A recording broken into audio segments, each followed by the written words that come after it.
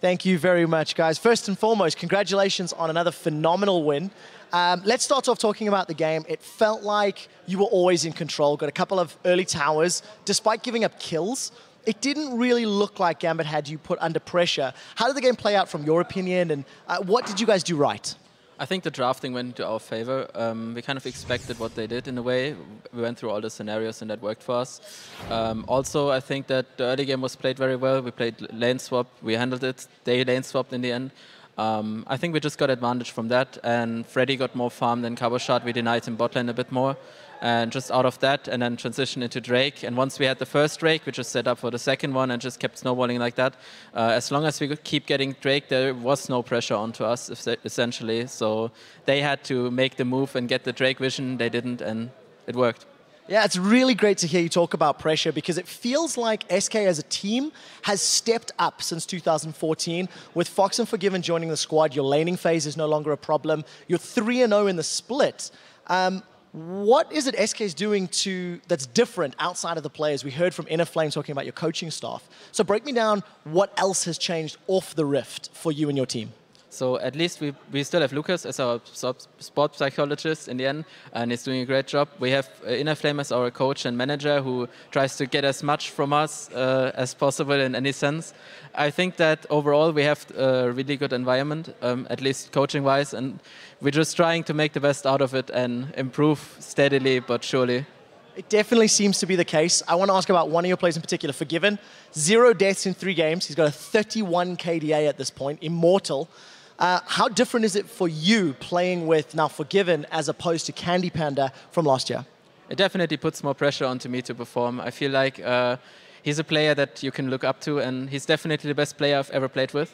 So I will do my best to just step up and be on par with him and just show that I'm worth playing with him. Well, 3-0, your Lulu has been phenomenal thus far, so it definitely seems to be the case.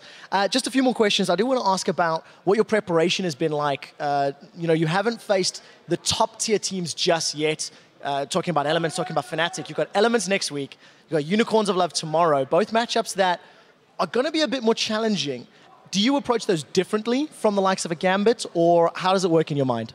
I think if you allow yourself to approach a minor team or like not that strong team differently than a really big team, I think you're doing something wrong, because then that can cause you losses. And we've experienced that in the past, and there is no slackness or complacence anyhow, anywhere in us. We're just trying to be the best, and we're doing everything we can to be the best right now. And I think the games against Elements in UL, we will be prepared and show our strength, and that's all we have to do. Well, we'll have to see if it's going to be enough. I'm looking forward to it. One last thought from you, just a bit more personal. Something that I remember talking about at Gamescom last year before Worlds was warding and SK. Something Deficio and I talked about last week was warding and SK. Statistically, from a wards purchased and wards placed, your team is lower down. However, strategically, you still seem to know everything. How is that possible when you don't actually have the same amount of coverage that other teams are using? Wards essentially cost gold, so that's a resource. If you're spending money on wards and you're not using them, that means you're spending money for nothing. So we rather have brains than wards, and we just try to be all over the place and have map awareness from that. And we don't really need as many wards. If you see, I'm placing, just in comparison to other supports, I'm placing the same, if not more wards. So I'm trying to make up for that. And I think it works the way we do it. And if we don't spend the resources there, we might have another item advantage on another end, and that can give us a team fight. So in the end, if we're using that efficiently, we're just winning all over. I think that's a fantastic line. We've always heard wards win games, but if you've got brains, you don't need wards. Enrater, congratulations on 3-0, and thank you very much. For now, we're going to send it over to Shox at the analyst desk. Thank you very much, Quickshot.